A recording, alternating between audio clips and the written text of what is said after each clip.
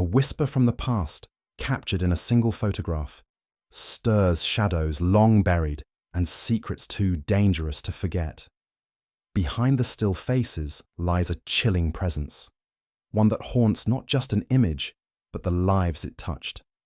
Before we begin, I'd love to know, where in the world are you listening from, and what time is it for you right now? Let me know in the comments below. The mystery begins now. It was upon one of those listless October mornings, grey and dripping with the kind of rain that blurred window panes and dulled the spirits, that I found Sherlock Holmes in one of his more introspective moods. The hearth glowed dimly, the fog pressed thickly against the glass, and the occasional rattle of a passing hansom cab provided the only sign that the world beyond Baker Street had not come to a full halt. Holmes sat cross-legged in his armchair, fingers steepled before his sharp eyes, which remained fixed upon a faint stain upon the carpet, mud, or so I supposed, left by one of the morning's less considerate visitors. I could perceive the restless twitch of his fingers, the silent hunger for a case worthy of his faculties. Days without stimulation were for Holmes a kind of purgatory, one from which only crime could redeem him. "You see it, of course, Watson?" he asked at last, nodding toward the stain. "I see a muddy blotch," I replied. Holmes sighed. "And I see the hurried gait of a man in gaiters who walks with the weight of 2 secrets and at least 1 broken shoelace." Before I could ask further, there came the urgent ring of the bell below, followed by the unmistakable footfalls of Mrs. Hudson. A moment later, a knock, and then the door opened to admit a young woman whose countenance bore the unmistakable signs of fear, uncertainty, and, though faint, resolve. Holmes rose. "Come in, madam," he said with a curious gleam in his eye. "You are troubled, and you carry something of interest in your reticule. I should be glad to hear your story." The lady seated herself hesitantly upon the edge of the settee, her gloved hands clasped tightly in her lap. She was not more than 25, with pale features framed by the sombre mourning veil that hung loosely from her hat. There was a quiet dignity about her, even as her voice trembled slightly with emotion. "My name is Evelyn Harrow," she began. "My uncle, Mr. Reginald Harrow, passed away 2 nights ago. They say it was his heart, sudden failure, with no sign of struggle or disturbance. The physician signed the death certificate without hesitation. And yet," she paused, glancing at Holmes, whose gaze had not once left her since she entered. "And yet," she continued, "I believe something was terribly wrong." "Go on," Holmes said gently, leaning forward in his chair. "My uncle had retired from the Foreign Office some years ago. He lived alone in Kensington, save for an old manservant, Mr. Graves. He was not what one would call a nervous man, Doctor Watson. But over the past month he had grown frightened.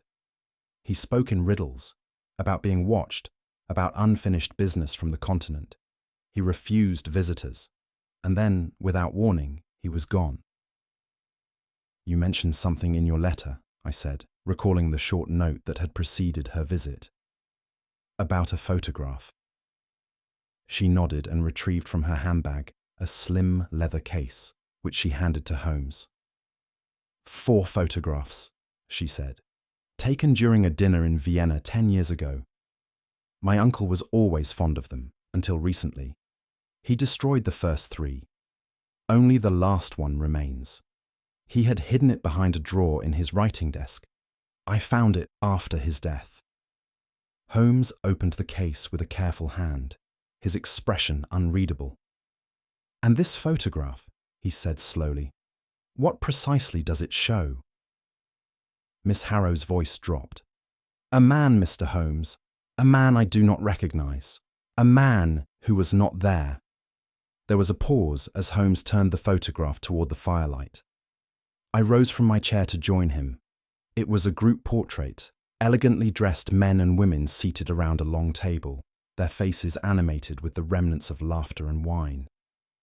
At the center, Unmistakably sat Reginald Harrow, his features younger but still recognizable, and to his right, an empty chair. Or what had appeared to be an empty chair. In this final photograph, that same chair was now occupied. A man loomed just behind Harrow's left shoulder, partially obscured, his face shadowed by the high collar of his coat and the tilt of his head. There was something peculiarly stiff about the figure, as though he had not been caught in the act of conversation or laughter like the others, but had instead inserted himself, deliberately, into the frame. Miss Harrow's voice was barely above a whisper. "None of the other guests remember him. I've written to them. He does not appear in the earlier photographs taken mere seconds apart, only this one." Holmes examined the image with his lens. "And your uncle?" He became obsessed. He stared at this image for hours. He said the man had found him. "And did he give a name?" She shook her head. Number only that he had seen this man once before, years ago. In the Balkans, Holmes sat back, tapping the edge of the case against his lip. "Photographs do not lie, Miss Harrow, but they do, on occasion, reveal truths no one intended to see." Her gloved fingers trembled. "Do you think—" "He was murdered, Mr. Holmes." Holmes gave her a long look. "I think your uncle died in the presence of something he feared more than death itself. And if this man is who I suspect, then your instincts were not mistaken in coming here." Holmes placed the photograph upon the table and adjusted the lamp so that its soft glow illuminated the stranger's face. He produced a small magnifying lens from his breast pocket and examined the figure in detail, saying nothing for several minutes. "Note the eyes, Watson," he murmured at last. "They are blurred, not by movement, but by reflection. Glasses, perhaps, or an uneven lens. And here, the coat, heavy wool, military cut, Eastern in style, and a scar just visible below the left ear." I peered closer. "You believe you know him?" "I believe I have seen him before, though not in person." Holmes rose and strode toward the bookcase, removing a thin file from between two thick volumes. "There are men whose faces survive only in the archives of silent departments." He handed me an aged sketch, roughly drawn but eerily similar. "Colonel Petrus Zorkin," he said. "Russian intelligence, thought to have died in 94, though no body was ever found. A master of disguise, misdirection, and vengeance. And you think he was the man behind Harrow's death? I think he was the shadow in Harrow's final hours. Whether he wielded the weapon or merely the fear, that remains to be seen." He turned to Miss Harrow. "Your uncle may have left us more than a photograph, Miss Harrow. If this man returned from the grave to find him, he would not have done so empty-handed. We must go to Kensington." She nodded silently. Holmes smiled faintly, and I saw the first glint of the fire rekindled in his eyes. The game, it seemed, was afoot. The afternoon found us in Kensington, beneath a lowering sky that pressed down upon the narrow streets with a weight befitting our errand.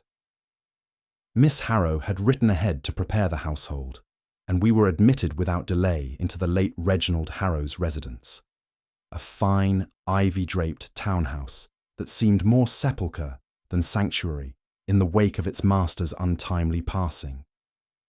We were shown directly to the study, which, by Miss Harrow's express instruction, had been left undisturbed since the night of her uncle's demise. Holmes paused at the threshold, taking in the room with a silent gravity I had long since learned to respect. He did not enter at once, but allowed his gaze to sweep the walls, the carpet, the shelves, and the hearth with clinical intensity. "It is remarkable," he murmured at last, stepping inside with the deliberate care of a man walking through the scene of a still burning crime. "So much is as it should be, and yet nothing is." I followed, noting the richness of the space, the dark walnut shelves heavy with volumes, the wide desk near the window, and the fireless hearth, above which hung a portrait of Harrow in his Foreign Office years. Holmes moved to the desk and crouched beside it. "Here," he said, indicating a patch of rug stained with a dark circle. "Ink." The inkwell was overturned, but observe, no paper was marred. Curious. He stepped to the window, where a small crack marred one of the panes. "A disturbance," he muttered. "From within or without?" At the fireplace, he stooped again. With tweezers, he extracted a minute fragment, pale and faintly waxen. He placed it in an envelope without comment. "Watson," he said, rising, "this room has been preserved, yes, but it is not preserved in the manner of grief. It is preserved in the manner of fear. A man does not hide a photograph and overturn his ink unless something disturbed him greatly, and I believe we are standing in the very epicenter of that disturbance." At Holmes's request, Miss Harrow summoned the manservant, and presently a thin, hollow-cheeked gentleman of advancing years entered the study. His hands folded before him, and his gaze firmly affixed to the carpet. "This is Mr. Graves," said Miss Harrow, her tone carrying a blend of affection and restraint. "He has been with our family for over 2 decades. Holmes inclined his head. "Mr. Graves, I am investigating the circumstances surrounding your master's final days. I trust you would have no objection to answering a few questions." The man's eyes flicked up, then down again. "Of course, sir, though I fear I can offer little." Holmes's voice remained light, even conversational. "Mr. Harrow, was he well, physically, in the days preceding his death?" "Well enough, sir, though troubled." "Troubled in what way?" Graves hesitated. "He became withdrawn, locked himself in this room for hours, refused callers, burned letters. He dismissed the gardener, claiming someone had tampered with the gate." Holmes steepled his fingers. "And did you ever see him in company?" "No, sir, though I sometimes thought I heard voices late at night. Once, I came to check on him, but he told me to leave. His voice was strange, not fearful, but expectant." Holmes studied the man for a long moment. "You did not find that odd?" "I did, sir, but Mr. Harrow was a man of secrets. He always had been." With a nod, Holmes dismissed him. When the door closed behind him, he turned to me and said softly, "The servant knows more than he says, Watson. Not out of deception, but out of duty, and perhaps fear." That evening, in the privacy of our sitting room at Baker Street, Holmes requested that I fetch his portable magnifying lens and place the photograph of the Viennese dinner under the lamplight with the care of a man handling a rare manuscript. He said nothing for several minutes, his long fingers holding the image at various angles, his sharp eyes flicking rapidly from edge to edge with increasing intensity. "Observe, Watson," he said finally. "The guests in this photograph display the usual imperfections of candid exposure, motion, blur, even the soft effect of lamp gas in the room, all save one." I leaned over his shoulder and saw at once what he meant. The man behind Harrow was not blurred in motion, but strangely stiff, his figure almost unnatural in its stillness. His eyes, under close inspection, were barely distinguishable, as though caught mid-glint or concealed behind something. "There's something wrong with the eyes," I murmured. "Indeed, a reflection, either from spectacles or, more curiously, from glass itself. A photographic anomaly is not impossible, but the distortion appears only in this man. The others are untouched." I shuddered as I peered closer. The lines of the man's face were angular and sharp, almost too sharp, like a cutout pasted into the scene. "And his posture," I added. "He isn't seated like the others. He's looming." Holmes nodded. "Precisely. A man does not loom by accident. Note also the lapel, foreign insignia, possibly Eastern European military. And this, beneath the collar, what appears to be a scar or crease of some kind." He lowered the lens and studied me intently. "This is no figment, Watson. If your instincts are disturbed, it is because the figure disturbs by design. Someone wanted to be seen. Once. No more. And yet that singular appearance has rippled forward to touch us here, 10 years hence." He set the photograph aside. "I shall have it examined. But I fear we are peering through a window not into a room, but into a reckoning long overdue." The following day, Holmes and I paid a discreet visit to the photographic division at Scotland Yard. His long-standing association with Inspector Lestrade had earned him occasional privileges, and we were soon in the presence of a bored-looking technician who, once handed the photograph and subjected to Holmes's pointed inquiries, began to show a flicker of professional interest. "There's no evidence of tampering," the man confirmed after inspecting the image under a backlight and glass. "Negative exposure is consistent with the age. No paste, no ink. It's original." "That is precisely what I feared," Holmes murmured. On our return to Kensington, Holmes requested access once more to Harrow's study. Miss Harrow, though clearly fatigued, obliged us. This time, Holmes went straight to the desk. He opened every drawer, not haphazardly, but with mechanical precision. "There," he said suddenly. He pressed upon the base of the bottom drawer, and it gave way with a soft click, revealing a narrow recess. Within it lay a small scrap of parchment, folded tightly. Unfolding it, Holmes revealed a string of characters, nonsensical to my eye, but which drew a thin smile from his lips. "A cipher," he said. "Old Foreign Office standard from the late 80s. Rarely used except in dealings that required utmost discretion." I looked at him. "So, your suspicions are confirmed?" He nodded. "This is no domestic tragedy, Watson. This is an echo of political storms long thought weathered. And the winds, it seems, have returned." That same afternoon, we resumed our examination of Harrow's personal effects, hoping to uncover further correspondence that might illuminate the cipher's meaning. Among the private letters and clippings, Miss Harrow retrieved a small leather-bound ledger, her uncle's journal of diplomatic contacts, annotated in a precise, elegant hand. Holmes scanned the entries with interest until he paused at one in particular. "Note this, Watson," he said, pointing to an entry dated a fortnight before Harrow's death. A notation: "Envelope delivered, sealed to F.O. urgent. Yet no such envelope has been found among his things." "Perhaps it was already sent," I suggested. Holmes shook his head.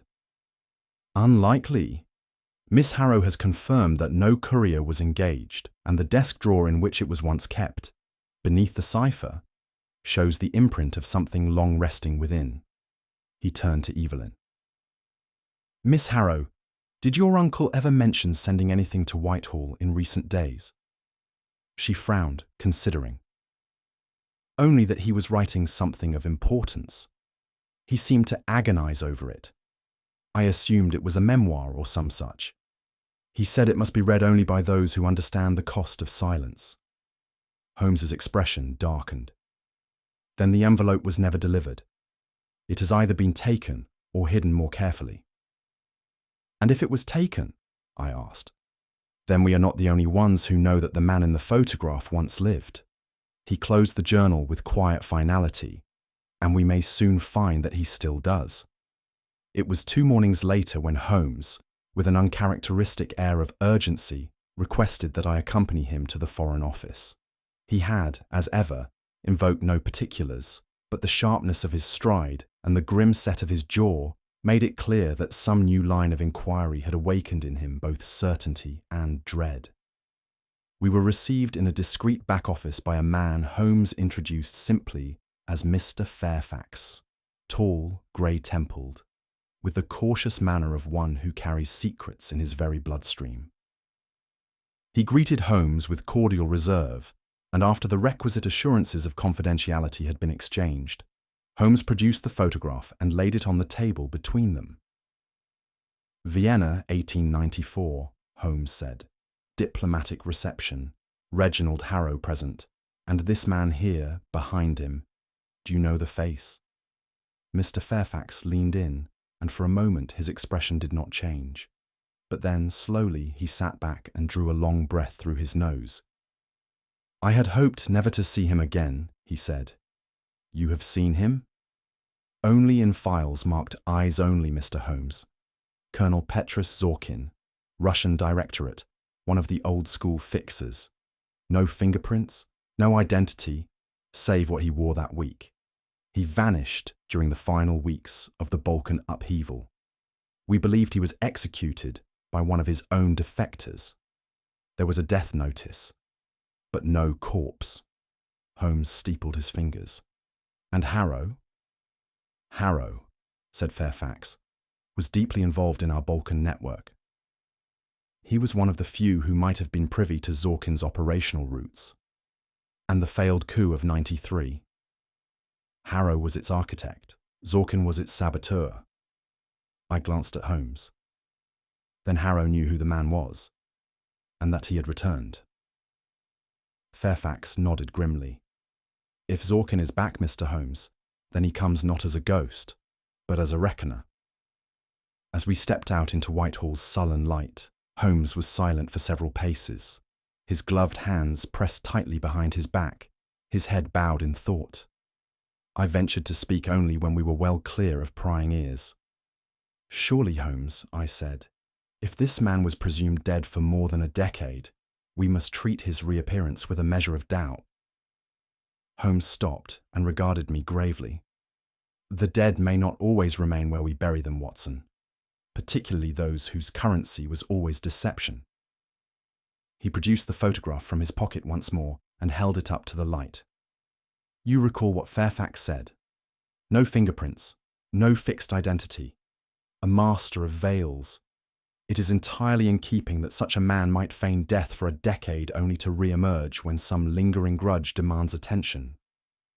But what motive could compel him to return after all these years? Vengeance, Holmes said simply. Or fear. Harrow may have possessed something, evidence perhaps, capable of exposing Zorkin even now. That envelope, Watson, if it contained documents tied to the old coup, it could still burn hands in more than one capital. I was silent for a moment. And you believe Zorkin had something to do with Harrow's death? Holmes gave a thin smile. I believe Zorkin does not leave matters to chance. And if Harrow had recognized him, as Miss Harrow claims, then that recognition may have been fatal. But the death was natural. Only on paper. And even then, only barely. Remember the cracked window, the fallen inkwell, the wax. I do not believe Harrow was killed by hand. I believe he was killed by memory and by terror. His eyes flashed. But to prove it, Watson, we must bring the ghost into daylight. We returned to Baker Street under a gloom deeper than that cast by the October sky. I could not shake the sense that we were venturing into something far removed from the usual texture of Holmes's cases. There was something spectral about it, not merely in the figure who had re-emerged from history, but in the way Holmes pursued him, as though he too were chasing a vision just out of reach. Holmes, I said cautiously as he lit his pipe and returned to studying the photograph yet again. We are chasing shadows. A man long dead. A cipher with no key. A missing envelope that may no longer exist. Even Mr. Fairfax, with all the Foreign Office's resources, spoke as though Zorkin belonged more to legend than to fact. Holmes did not look up. You mistake the fog for the road, Watson. The facts are there. We must only read them. But if we are wrong, if this is all coincidence and fear, what then? We risk dragging a family through fresh grief, and worse, placing Miss Harrow in danger. He looked at me then, the lamplight casting sharp angles across his face. You're quite right to be concerned, but tell me, have you known me to chase shadows, Watson, or to misjudge the depth of a man's fear? I said nothing, and Holmes returned to his thoughts. He tapped the photograph with his forefinger. "This man is not a ghost. He is a man who walks among us, unrecognized, and I intend to know where his feet fall." It was the morning following our visit to the Foreign Office when a note arrived by special messenger from Miss Harrow. Its contents were terse, penned with a nervous hand that betrayed haste and alarm. "Mr. Holmes, I must speak with you at once. Mr. Graves has vanished. His room was found ransacked this morning. He has not been seen since yesterday afternoon." Holmes wasted no time. Within the hour, we stood once more at the Harrow residence, where Miss Harrow, pale and visibly shaken, met us at the door. "His bed was unslept," she said, leading us upstairs. "His trunk lies open, but he took nothing. The window latch was broken, forced from within." Holmes surveyed the modest chamber with silent intensity. The drawers had been upturned, a lamp overturned on the floor. A single scrap of paper lay beneath the bed. Holmes retrieved it with his gloved fingers and read it without a word before folding it into his coat. I approached him. "What did it say?" "A schedule," he murmured, "of train times to the coast, Dover, specifically. The earliest passage to France departs just before sunrise." But Graves was no foreign agent. Holmes's eyes narrowed. "Number. But he was a conduit, unwitting perhaps, but a channel nonetheless, and that channel has just been silenced." He turned to Miss Harrow. "Has he any family?" "None, to my knowledge. He was devoted only to my uncle." Holmes nodded slowly. "He was also, I believe, being followed." That afternoon, we received a telegram from a private informant of Holmes's, a shadowy figure from his irregular network. It confirmed that a man matching Graves's description had been observed meeting with a known courier affiliated with Eastern espionage near Victoria Station, his coat collar turned up, a parcel in hand. Holmes stood by the fire that evening, silent for a long time. At last he said, "Watson, we are no longer dealing with speculation. This is no longer a matter of grief. It is a matter of survival. And war, like revenge, does not always observe the boundaries of years." 2 nights later, just past the midnight hour, a carriage pulled up quietly at Baker Street. Miss Harrow emerged from it, wrapped in a dark travelling cloak, her eyes wide with fright, and her gloved hands clutching a thin envelope that had arrived by post that very evening. She said not a word until Holmes had poured her a brandy and seated her beside the fire. Then, in a trembling voice, she spoke. "It was left without a return address," she whispered. I opened it in the drawing room. Inside was only this.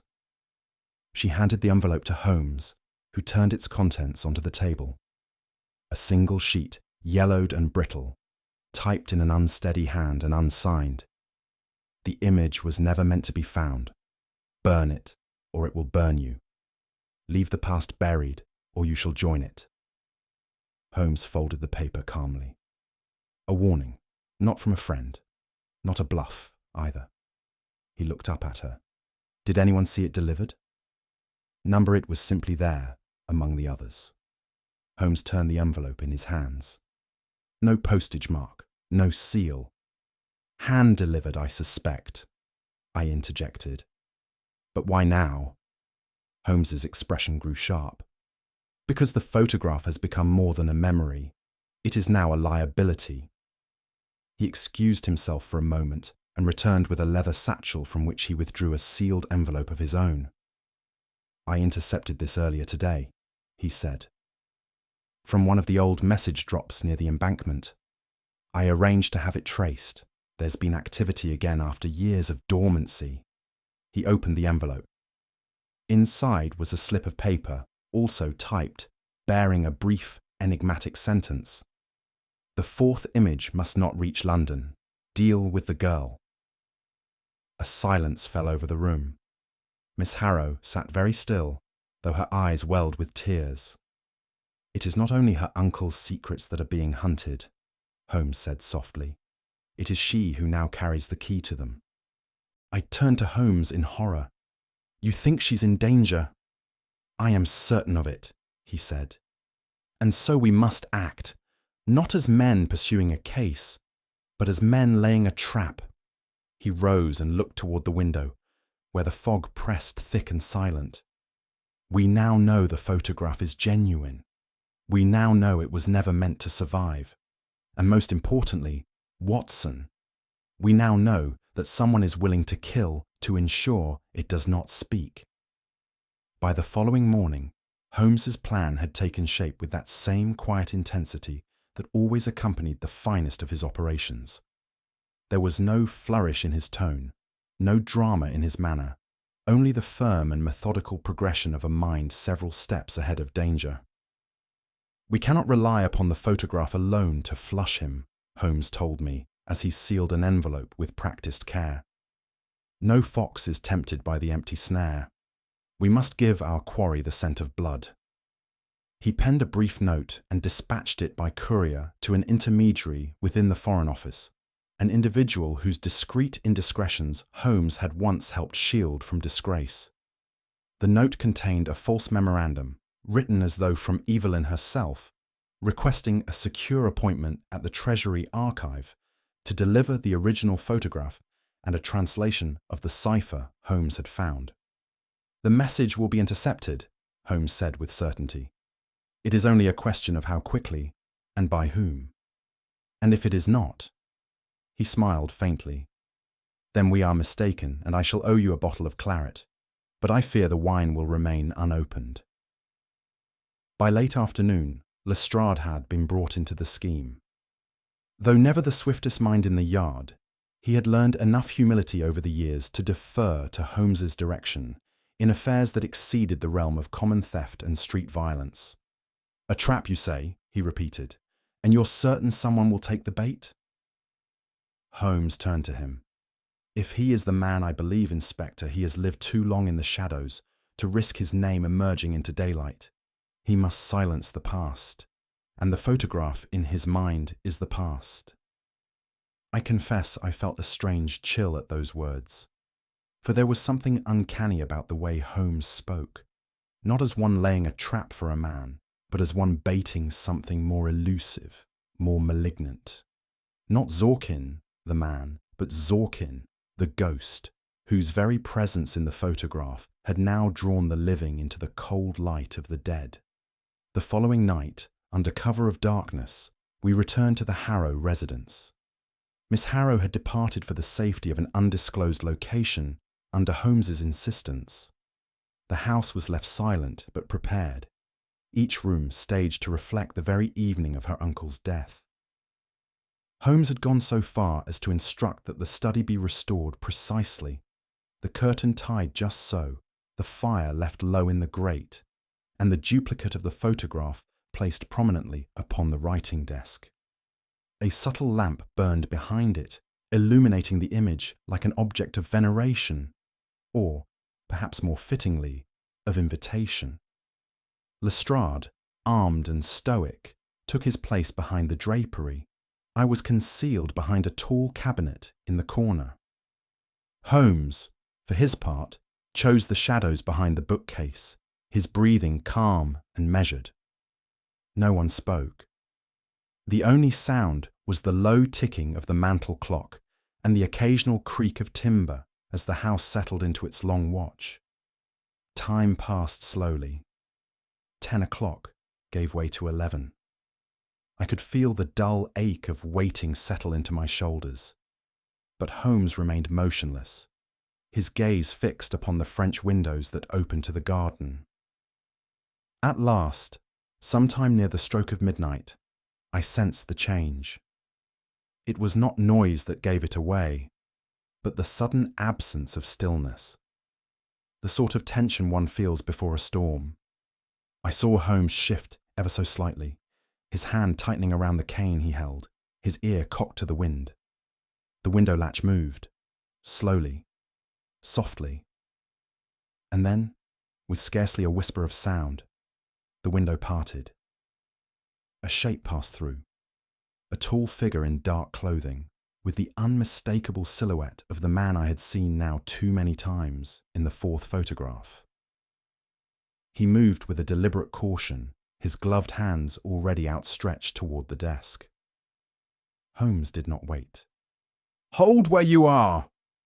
Holmes's voice rang out, sharp, commanding, and void of fear. Lestrade stepped forward from the drapery at once, revolver drawn. I emerged from my corner in time to see the figure freeze mid-motion, a glint of steel flickering at his side. But he made no further attempt, perhaps knowing the trap had been perfectly sprung. The intruder turned slowly, and in the lamplight I saw the features that had haunted so many days of our investigation.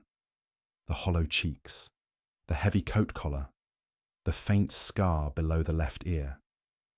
Yet it was not the face that unsettled me.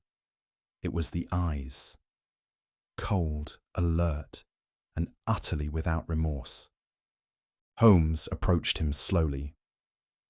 "Colonel Petrus Zorkin," he said. "We have been expecting you." For a long moment, the man said nothing. Then, in a low voice tinged with an unmistakable Slavic accent, he replied, "I suppose I should be flattered." Holmes gestured to the chair by the fire. "Sit. You will not be harmed, if you answer plainly." Zorkin remained standing. "You know why I am here?" "Yes," Holmes said, "because Reginald Harrow carried something you feared might outlive him." Zorkin gave the faintest nod. "He saw me. He remembered." "You frightened him to death." "I gave him a chance," Zorkin replied coldly. "He chose fear over silence." Lestrade stepped forward. "You'll explain that at Scotland Yard." Zorkin turned his gaze to the photograph still on the desk. "He knew I would come. He left that, so someone would follow." Holmes's voice was calm. "Indeed. But what you did not expect, Colonel, is that the photograph itself held the very thing you sought to destroy." Zorkin's expression shifted, for the first time, uncertain. Holmes leaned in. "And tonight, you have given me all I need to prove it." Zorkin's eyes, cold and calculating, met Holmes's unwavering gaze. "You think you have bested me, Mr. Holmes," he said, voice low and gravelly. "Yet you see only the surface of a deeper game." Holmes inclined his head slightly. "I see a man who has haunted these shadows for too long, Colonel. Your dance with death was never a matter of chance." The intruder's composure cracked, if only momentarily, as memories seemed to flicker behind his steely eyes. "You must understand," Zorkin began. "In the Balkans, loyalty was as fragile as the snow. Betrayal came not only from enemies, but from those sworn to you. Harrow knew too much. He held the proofs, documents that could topple governments, names that could ruin lives." I watched Holmes lean closer, his fingers interlaced, a faint smile playing upon his lips. And it was this knowledge that condemned him. "You came to reclaim silence, but found only defiance." Zorkin's gaze shifted to Lestrade. "I was no assassin," he said bitterly. "Merely a harbinger. Harrow's death was not murder, it was fear manifest."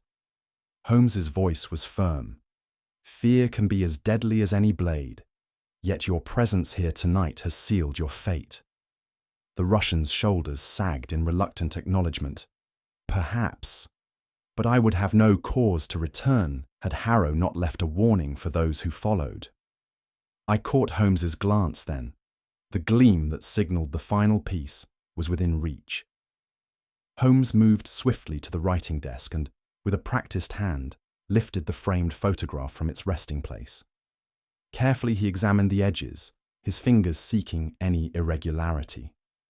"There," he said, pressing on a tiny catch almost imperceptible beneath the gilded frame. With a soft click, the glass lifted, revealing a narrow compartment carved into the wood. Inside lay a small, sealed envelope, aged, yet impeccably preserved. Holmes broke the seal and withdrew a packet of documents, The seal bore the emblem of the Russian Directorate, unmistakable even in its faded state. Holmes turned to Zorkin. "You see, Colonel, Harrow did not leave us a mere photograph. He left a testament, proof of the treachery you once sowed and sought to bury." Zorkin's face darkened. "So it was always meant to be found." "Yes," Holmes replied. "A silent beacon for justice, even as it courted danger." He spread the documents on the desk, revealing detailed accounts of covert operations, lists of traitors, and correspondence implicating several high-ranking officials. Holmes looked up, addressing us both. The photograph was more than an image. It was a warning in disguise. And tonight, the truth behind it has come to light. Zorkin was taken into custody, his mission foiled by the very shadows he once commanded. As the dawn began to pale the night sky, Holmes turned to me with a rare solemnity. "A photograph, Watson, is but a shadow of the truth, but even shadows cast by men long dead can stretch across decades to stir the living." I reflected on the case, realizing how fragile the boundary between past and present truly was, and how courage and cunning had unveiled a secret that might otherwise have been lost to darkness. Returning to Baker Street after the capture of Colonel Zorkin, I found Holmes unusually restless, yet resolved. The dawn had broken pale and misty over the city, and the familiar rooms of our lodgings felt both comforting and charged with the promise of revelation. Miss Evelyn Harrow had joined us by appointment, her face still marked by the ordeal, yet illuminated by a glimmer of hope. Holmes wasted no time in gathering us around the table, where the now famous photograph rested under the lamplight, a silent witness to a mystery long concealed. "My dear Miss Harrow," Holmes began, his tone grave but steady, "it is fitting that this evening we lay bare the full chain of events which have culminated from that singular image. A single photograph that spoke across a decade to call us to justice." He turned to me. "Watson, you have accompanied me through many enigmas, yet few have tested the limits of patience and perception as this one." I nodded, compelled to listen as Holmes's mind threaded the tale together, weaving fact and inference into a coherent tapestry. "The cracked window in Harrow's study," Holmes said, "was not the mark of mere accident, but a silent plea, a breach by which our antagonist sought entry. The shard of wax found near the hearth bears the imprint of a seal, Russian in origin, used to secure a letter vital to Zorkin's designs." Holmes's eyes twinkled with the pleasure of the hunt. "And the photograph itself was no mere memento. Your uncle, Miss Harrow, in his final wisdom, employed a delayed exposure technique to capture the very presence of the man who haunted him, the ghost in the frame." He paused, allowing the weight of that revelation to settle before continuing. "Your uncle did not merely preserve an image, he preserved a warning, a signal to those who would follow, and to those of us who could act." Miss Harrow listened intently, her composure steadying with each new piece of the puzzle revealed. Holmes continued. "Mr. Graves, the loyal servant, was unwittingly ensnared in this web of espionage, a courier for messages of import beyond his understanding. His disappearance was orchestrated to sever communication and instill fear. Yet, as you now see, it failed to silence the truth." He looked to me. "Watson, have you any reflections before I proceed?" I cleared my throat. "It is a tale of shadows and light, of courage in the face of unseen menace. I am humbled by your ability to read the invisible threads that bind us." Holmes inclined his head in acknowledgement and proceeded to unfold the final pieces that would bring justice and closure to the haunting of the fourth photograph. Holmes rose from his chair and moved toward the mantel where the photograph rested, its gilded frame catching the flicker of the firelight. He tapped the glass gently. "Consider, if you will, the details that might seem trivial to all but the keenest eye," he said. "The broken window pane, while it appears to be a simple act of forced entry, is, in truth, a calculated maneuver, a subtle distraction designed to unsettle and conceal. He retrieved a slender glass vial from his pocket, holding it up for our inspection. This fragment of wax, recovered from the hearth, bears the unmistakable impression of a Russian directorate seal. Such a seal would be used to secure correspondence of the utmost delicacy. Holmes's gaze fixed upon Miss Harrow. Your uncle's courage in preserving that photograph, with all its imperfections, was a masterstroke. The delayed shutter allowed the presence of Colonel Zorkin, the man long believed dead, to be forever etched alongside him. It was his final act of defiance. I could see the faint flush on Miss Harrow's cheeks as Holmes continued. And what of Mr. Graves? Though he acted unknowingly, his role was pivotal. Pressured by blackmail and fear, he delivered messages that tethered the conspirators to one another. Holmes paced slowly, the room silent save for his voice. It is this web, spun from glass, wax and shadow, that ultimately unravelled the mystery. The photograph was the key, the wax the seal of secrecy, and the broken window the silent alarm.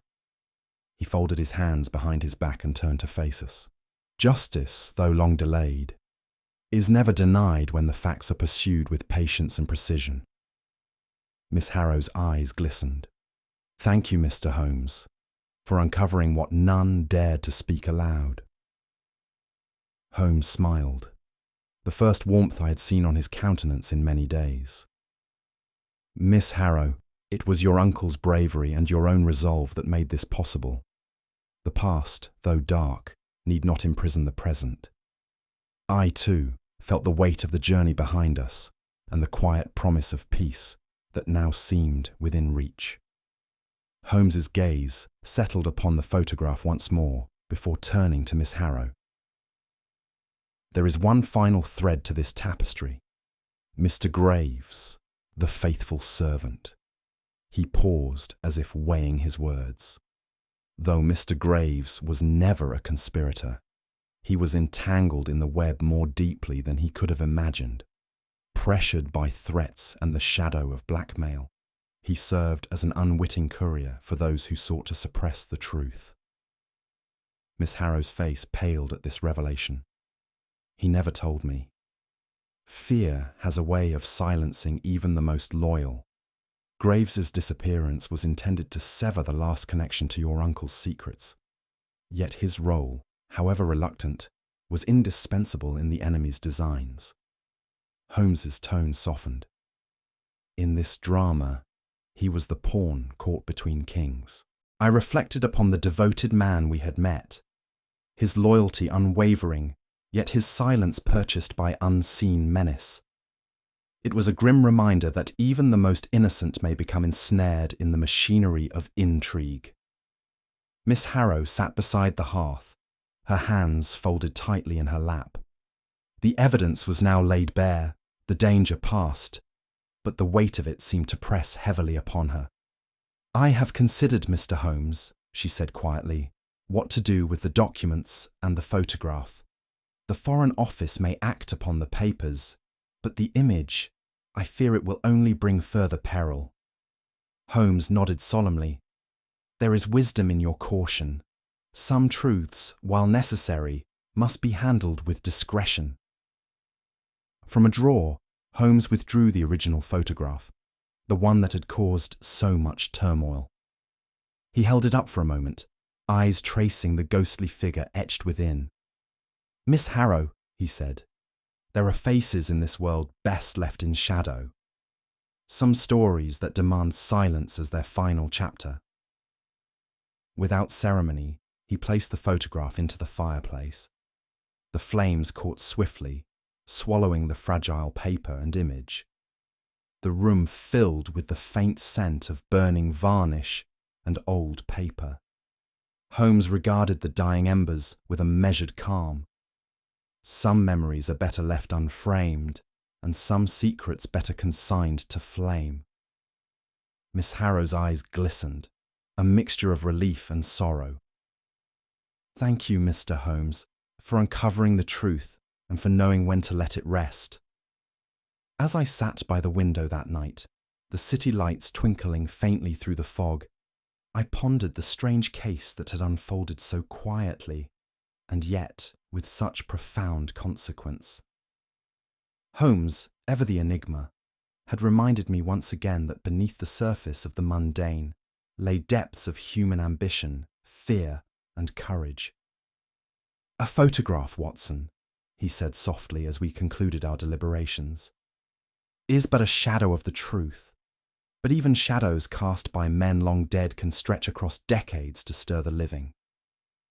His words lingered in the silence between us, a haunting reminder that justice is a pursuit not confined to time or place. I found myself wondering, as I often do after such cases, what I would have done faced with the photograph. To keep it as a testament to truth, or to destroy it for the greater good. In the end, it is not for us to decide, but to bear witness. And so, the mystery of the man in the fourth photograph passed into the quiet annals of Baker Street, another shadow among many, waiting patiently to be remembered or forgotten. If you require the full compiled script or any further assistance, please let me know. Holmes settled back in his chair, a faint smile playing upon his lips. "Watson, this case reminds us that shadows of the past often reach far into the present, and that sometimes the greatest dangers lie not in what is seen, but in what is deliberately concealed. Truth, like a photograph, captures but a fragment, but it is the unseen edges that hold the deepest secrets." He paused thoughtfully. "Tell me, dear listener, what do you believe was the criminal's gravest error that led to his undoing? If this tale stirred your curiosity, please share your thoughts below, subscribe for more enigmas from the world of Sherlock Holmes, and don't forget to share this mystery with friends who delight in the art of deduction.